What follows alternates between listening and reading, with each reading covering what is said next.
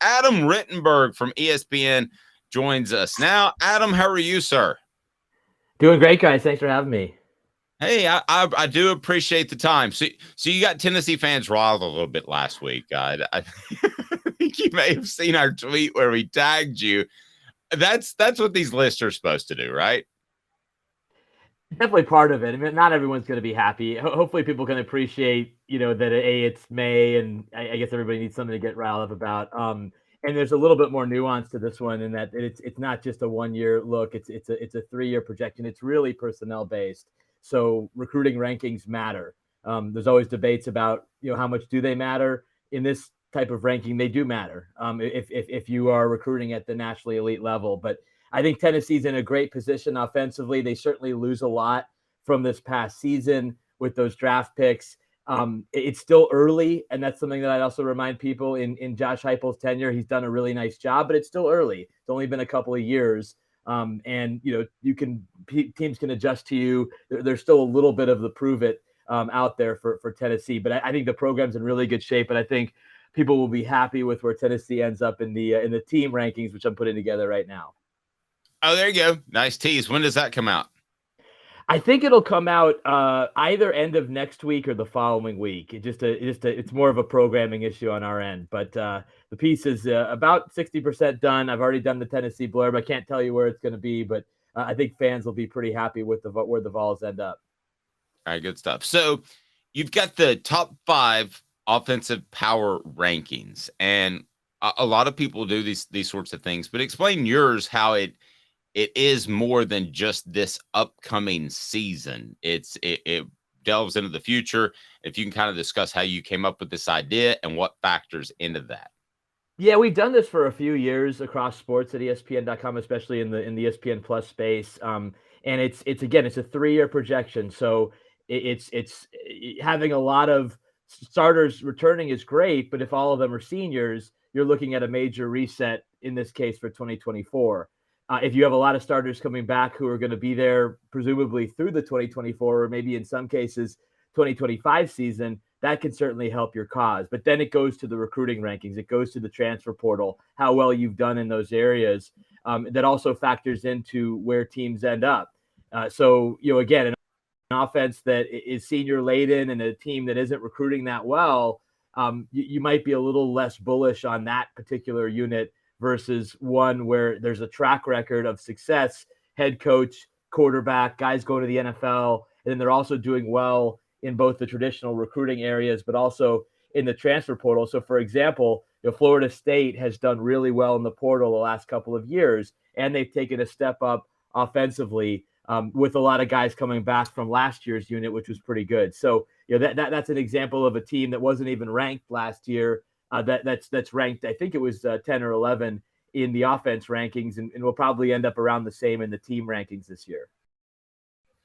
And there's something you alluded to that I wanted to back you on, because the headline, when somebody sees that Tennessee's not high up on the ranking, they're going to freak out after the season they had. But, somebody I spoke to within Tennessee's athletic department said after this year, because of what they lose and the dependence on some Jeremy Pruitt guys and dependence on the transfer portal, that next year, I think 2024, when people have that kind of circled as the maybe national championship run, this person actually had the opposite take. He said that's when it gets dicey because of some of the linemen they lose. I'm sure you looked into that as well.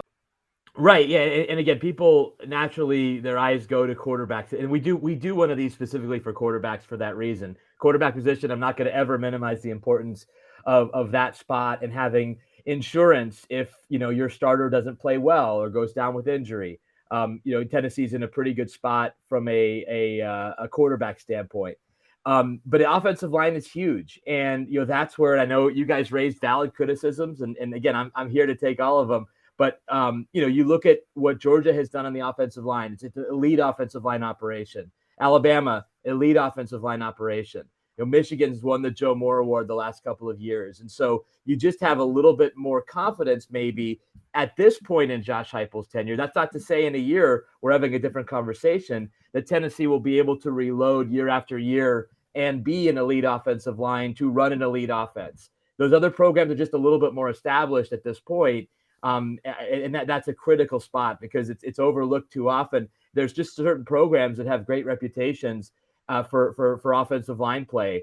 Notre Dame is one of them. Notre Dame's trying to pick up in other areas. They've nailed the offensive line. Michigan has taken a major step forward as far as their offensive line play. Penn State, one reason why they are so bullish on this season and feel like they can contend for the Big Ten and the college football playoff is they finally figured out the offensive line. That was a spot that was lacking considerably. James Franklin went through several O-line coaches. They just couldn't get that spot right.